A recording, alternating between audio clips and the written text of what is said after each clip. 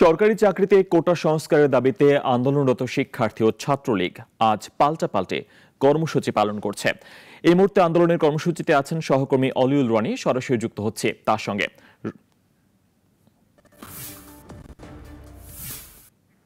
রনি, ঢাকা বিশ্ববিদ্যালয়ের কর্মসূচি কি শুরু হয়েছে? আপনার কাছে কি কি তথ্য রয়েছে?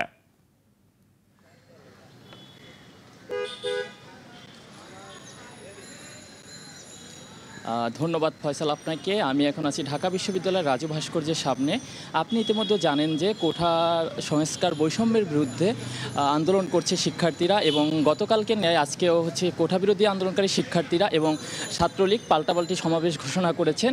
কিন্তু ঘোষণা করলেও আমরা এখনও তাদেরকে সরজমিনে মাঠে দেখতে পাইনি। এবং সেই সাথে আপনাকে আরেকটি বিষয় যেটি আমি জানাতে চাই, যে কোটা বিরোধী আন্দোলনকারীদের কাউকেও আমরা এখানে দেখতে পাইনি, যার ফলে পুরো ঢাকা বিশ্ববিদ্যালয় এলাকা জুড়ে একটি থমথমে পরিস্থিতি বিরাজ করছে এবং সেই সাথে জনমনেও এক ধরনের ভীতি কাজ করছে, যার ফলে স্বাভাবিক দিনের থেকে আজকে যান চলাচল এবং সেই সাথে মানুষজনও কম চলাচল করছে পুরো এলাকা জুড়েই। কিন্তু এই এলাকাটা থমথমে পরিস্থিতি বিরাজ করলেও পুরো ঢাকা জুড়েই কিন্তু কোটা আন্দোলনকারীরা তাদের অবস্থান জানান দিচ্ছেন।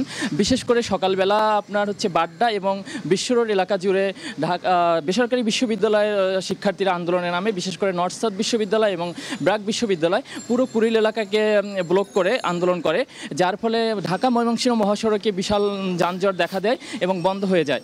এছাড়াও আপনি যে শুধু বিশ্ববিদ্যালয়ের শিক্ষার্থীরা আন্দোলন করছে তা কিন্তু নয়, পুরো রাজধানী জুড়ে বিভিন্ন কলেজ এবং স্কুলের শিক্ষার্থীরা আন্দোলন করছে। আমি যদি বলি আপনাকে যে মতিঝিলের নটরডেম কলেজের শিক্ষার্থীরা মতিঝিল অবরোধ করে আন্দোলন করছে, এবং সেই সাথে এলিফ্যান্ট রোডে ঢাকা সিটি কলেজ এবং ঢাকা কলেজের শিক্ষার্থীরা আন্দোলন যেমন করেছেন তেমনি আন্দোলন করছেন হোম ইকোনমিক্সের মেয়েরা, আন্দোলন করছে ঢাকা ইডেন কলেজের শিক্ষার্থীরা।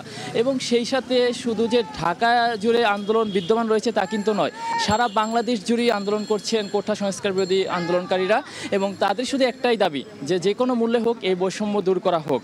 এবং আমি যদি আজকে ছাত্রলীগের অবস্থান বা প্রতিবাদ কর্মসূচি সম্পর্কে আপনাকে বলি, তাহলে বলতে হবে যে তাদের প্রোগ্রাম 1:30টায় শুরু হওয়ার কথা থাকলেও এখন 2টো পার হয়ে গেলেও তাদেরকে এখন আমরা দেখতে পাইনি, এবং তাদের যে তারা প্রোগ্রাম করবেন এই সম্পর্কেও আমরা এখনও কোনো ইনফরমেশন আমাদের কাছে নেই।